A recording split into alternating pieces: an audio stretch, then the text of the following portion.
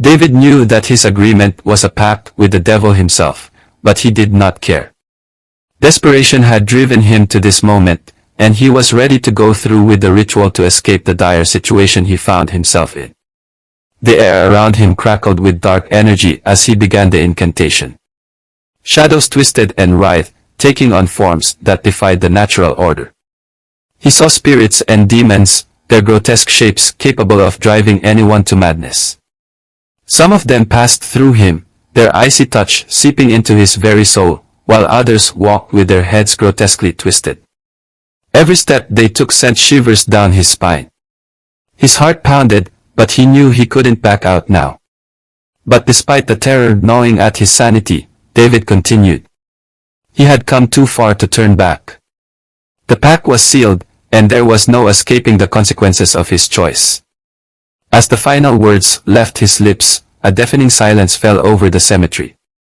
David braced himself for whatever would come next, knowing that his life would never be the same. Once upon a time in the town of Orlu in Anambra State, lived a young man named David. At the age of 20, David found himself ensnared in the relentless grip of poverty. His family lived in a dilapidated one-room shack in a rundown part of town. The walls, covered in peeling paint, seemed to close in on them. The weight of their suffering bore heavily on his young shoulders.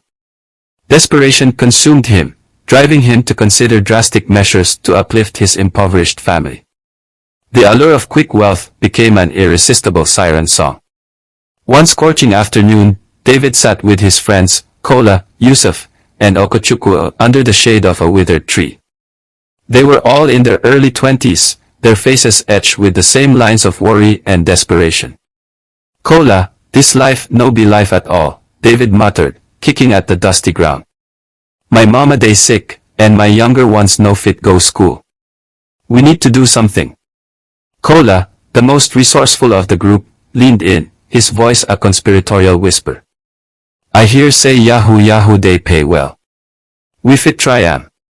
Yusuf and Okachukwu exchanged nervous glances, but David, driven by hope and desperation, nodded. If not so, make we try. We no get anything to lose. The nights that followed were filled with the blue glow of computer screens. The boys sent out countless deceitful messages, spinning tales of false fortunes and fake businesses.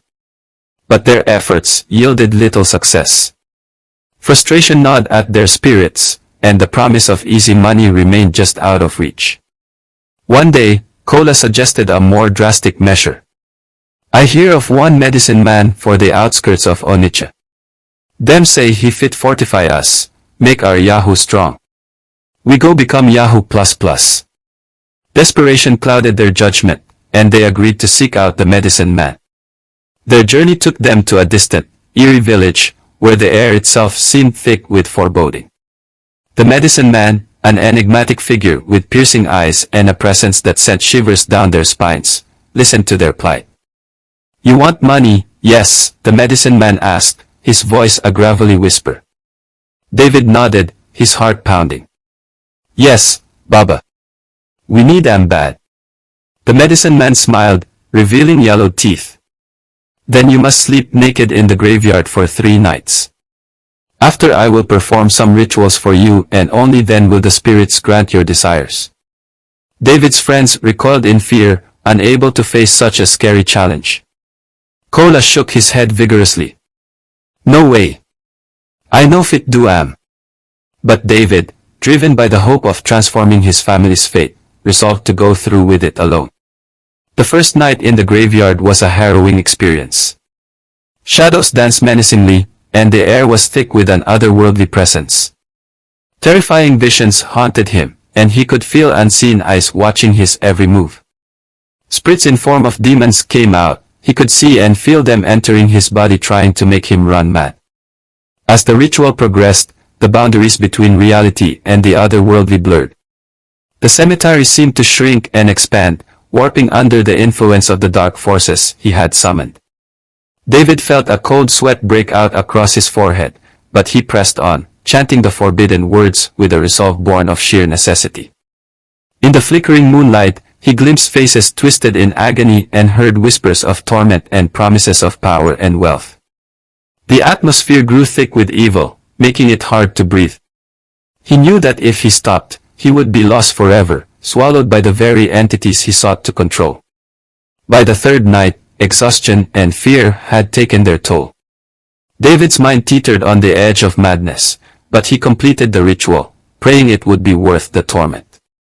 Miraculously, David's fortunes changed overnight.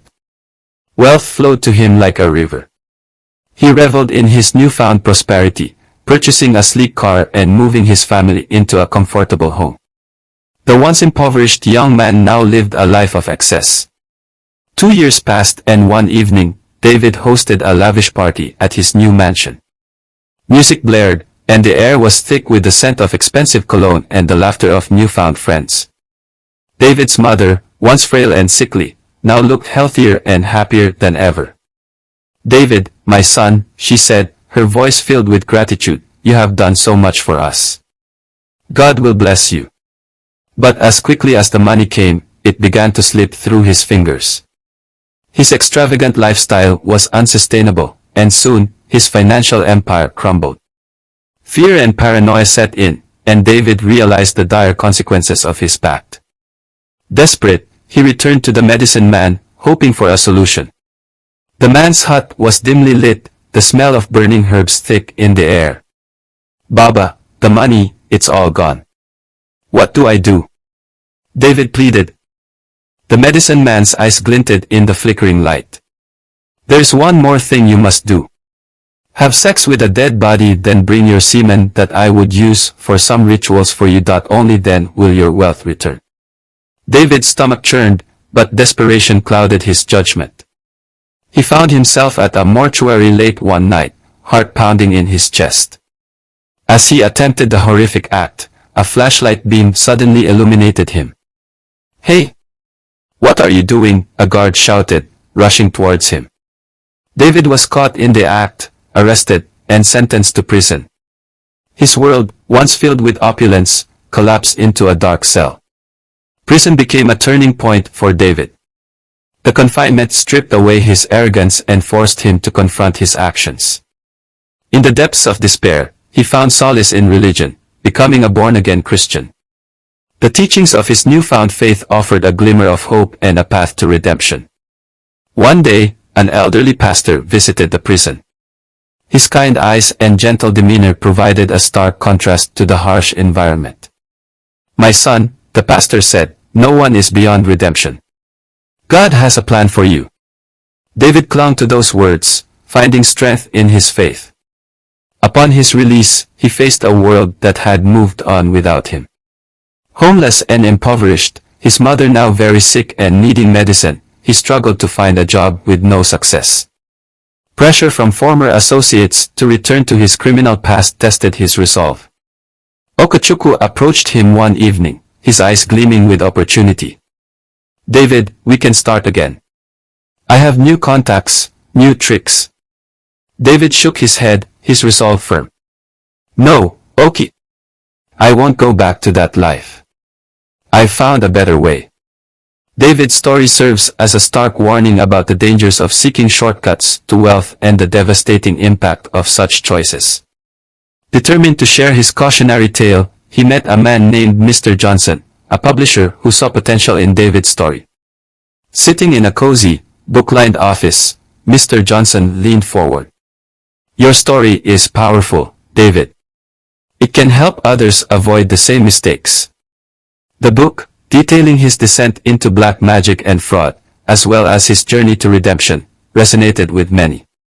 The money earned from the book provided David with a lifeline. He used the funds to start a small business, focusing on honest, hard work. Slowly but surely, he began to rebuild his life. David's journey from desperation to redemption is a testament to the resilience of the human spirit and the power of faith and determination. Now, David lives a life of integrity, dedicated to helping others avoid the pitfalls that once ensnared him. One sunny afternoon, he stood before a group of young men in a community center, sharing his story. "True wealth," he said, "comes from honest efforts and unwavering resolve. Don't be tempted by the allure of easy money. It's not worth the cost. The young men listened, their eyes wide with admiration and understanding. David's journey, marked by both darkness and light, had come full circle, offering hope and guidance to those who needed it most. The end. Thank you for watching this story. If you enjoyed it, please give it a thumbs up and share it with your friends and loved ones. Don't forget to subscribe to our channel for more interesting and captivating stories like this one and hit the bell icon so that you never miss any update. We love to hear your thoughts about the story in the comment below. Thanks again for watching.